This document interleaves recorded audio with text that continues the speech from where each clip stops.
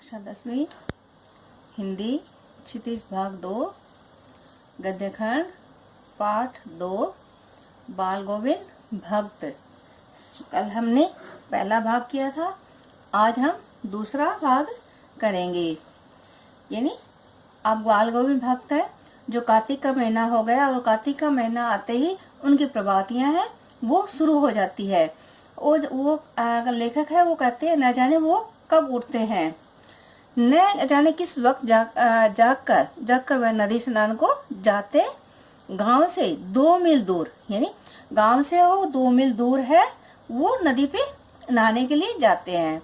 वहां से नहा धोकर लौटते और गांव के बाहर ही पोखरे के ऊंचे भिंडे पर अपनी खंजरी लेकर जा बैठते। पोखरा यानी तालाब, छोटा जो पहाड़ों का जलाशय होता है उसको कहते हैं। भिंडे यानी ऊंची जगह, जो पोखरे या तालाब के पास जो ऊंची जगह होती है वहां पर खंजड़ी जो बजाने वाला छोटी सी डफली जैसा जो वाद्य यंत्र है वो अपने गाने टेरने लगते हैं। यानी गाना है टेरना नहीं, शुरू करना। मैं शुरू से ही देर तक सोने वाला हूँ। अब लेखक है वो कह रहे हैं कि मैं तो देर तक सोने वाला हूँ, सुबह जल्दी उठने वाला नहीं हूँ, देर से ही उठता हूँ। किंतु एक दिन माँ की उस दांत किटकिटाने वाली भोर में भी उनका संगीत मुझे पोखरे पर ले गया।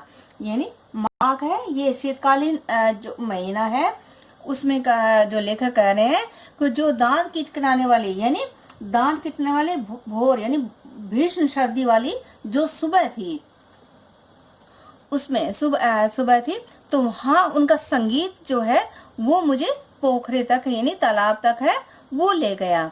अभी आसमान के तारे के दीपक बुझे नहीं थे, यानी आकाश में अब भी तारे हैं वो टिमटिमा रहे थे।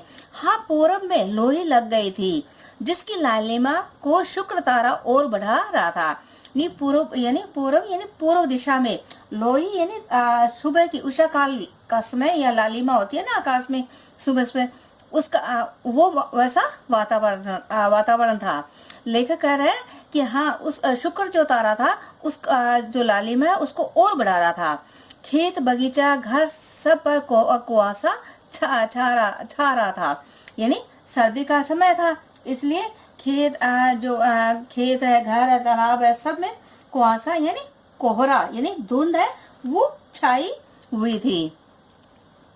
सारा वातावरण अजीब रहस्य से आवृत मालूम पड़ता था। यानी सारा वातावरण है अजीब रहस्य यानी गुप्त यानी बात यानी भेद से आवृत यानी ढका हुआ था। उस रहस्यमय वातावरण में एक कुष्ठ की चाय पर पूरब मुंह काली कमली ओढ़े बाल गोविंद भक्त अपनी खंजड़ी लिए बैठे थे। यानी ऐसा वातावरण था जो दांत किटकिटाने वाला था, बहुत ज्यादा ठंड थी, चारों तरफ यानी कोहरा है वो छाया हुआ था। ऐसे वातावरण में जो बाल गोविंद भक्त है वो कुश की चटाई पर पूर्व की ओर मुंह करके अपनी जो काली कमली है वो ओढ़े हुए भक्त जी खंजड़ी लिए बैठे हुए थे। उनके मुंह से शब्दों का तांता लगा था, उनकी उंगलियां खंजड़ी पर लगातार चल रही थी। शब्दों का तांता यानी लगातार शब्द निकलना, यानी वो जैसे भजन है वो गा रहे थे और अपनी उंगलियों से वो खंजड़ी जो है वो वाद्य यंत्र है वो डफली वो बजा रहे थे। गाते गाते इतने मस्त हो जाते, इतने शरूर में आते, उत्तेजित होते कि मालूम होता है अब खड़े हो जाएंगे। यानी वो इतने गाने में इतने मस्त हो गए, यानी शरूर हल्का सा नशा यानी भाव विभोर हो गए और गाते गाते वे आवेशपूर्ण भी हो जाते थे और ऐसा लगता था कि अभी वो खड़े हो जाएंगे। कमली तो बार बार सिर से नीचे सरक जाती, जो काला वस्त्र है वो उन्होंने ओढ़ रखा था ना, वो तो बार बार उनके सिर से नीचे सरक जाता था, यानी नीचे गिर जाता था।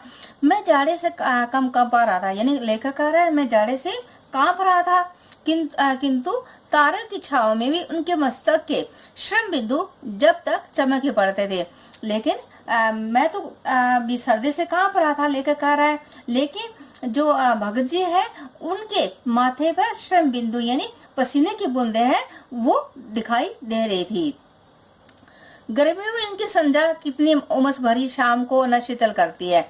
अब गर्मी होती है तो वो गर्मियों में संध्या यानी सांझ के सायंकाल जो गीत होते हैं वो उन गाते हैं। ऐसी उमस भरी संध्या में भी वो जो सायंकालीन उनके गीत होते हैं वो उसको शीतल बना देते हैं। अपने घर के आंगन में आसन जमा बैठते, गांव के अनेक कुछ प्रेमी भी जुट जाते, खंजड़ियों और करतालों की भरमार हो जाती। यानी जब भी वो संगीत संध्या को संगीत करते तो क्या क्या जो संगीत प्रेमी हैं, भजन प्रेमी हैं, वो लोग भी वहाँ इकट्ठे हो जाते, अपनी खंजड़ियों और करतालों की भरमार यानी वो सब लेके बैठ जाते हैं। एक पद बाल गोविंद भक्त कहे जाते हो, उनकी प्रेम मंडली उसे दोहराती। यानी पहले बाल गोविंद भक्त है वो बोलते, फिर पीछे पीछे उनकी जो भजन मंडली है वो उस चीजें को दोहराती। तिराती नहीं 2 बार बोलती, 3 बार बोलती। धीरे धीरे स्वर ऊंचा होने लगता, एक निश्चित ताल, एक निश्चित गति से। अब क्या है, स्वर है वो ऊपर उठने लगता एक निश्चित ताल और गति के साथ। उस ताल स्वर के चढ़ाव के साथ श्रोताओं के मन भी ऊपर उठने लगते। जैसे स्वर है वो ऊपर उठने लगता तो श्रोताओं यानी सुनने वाले जो लोग थे उनके मन भी ऊपर उठने लग जाते। धीरे धीरे मन तन पर हावी हो जाता। धीरे धीरे क्या मन है वो तन पर हावी हो जाता और होते होते एक क्षण ऐसा आता कि बीच में खंजरे लिए बाल गोविंद भक्त नाच रहे हैं। यानी फिर वो कहते हैं बीच बीच में अपना नाचना गाने के साथ है वो नाचना भी शुरू कर देते। उनके साथ सबके तन और मन नृत्यशील हो उठते हैं। सारा आंगन नृत्य और संगीत से ओतप्रोत है। बाल गोविंद भक्त की संगीत साधना का चरम उत्कर्ष उस दिन देखा गया जिस दिन उनका बेटा मरा। अब लेखक कहता है कि बाल गोविंद भक्त का चरम उत्कर्ष, संगीत का जो चरम उत्कर्ष है यानी प्रकाष्ठ पे पहुंचना, उत्कर्ष यानी उन्नति, उस दिन देखा गया जिस दिन उनका बेटा मर गया। इकलौता बेटा था वह, उनका बेटा है वो एक ही था। कुछ सुस्त और बोधा सा था, कुछ सुस्त था और यानी बोधा यानी मन बुद्धि या कमजोर था। किंतु इसी कारण बाल गोविंद भक्त उसे और भी मानते थे।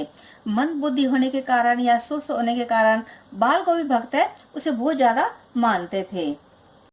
उनकी समझ में ऐसे आदमियों पर ज्यादा नजर रखना चाहिए, प्यार करना चाहिए। उनका मानना था कि ऐसे जो लोग होते हैं उनको उन पर ज्यादा नजर यानी निगरानी यानी देखभाल करनी चाहिए। उन्हें प्यार और मोहब्बत है वो सबसे ज्यादा देना चाहिए, क्योंकि ये निगरानी और मोहब्बत के ज्यादा हकदार होते हैं। उनका मानना था कि ये निगरानी, देखभाल और मोहब्बत यानी प्यार के ज्यादा हकदार होते हैं।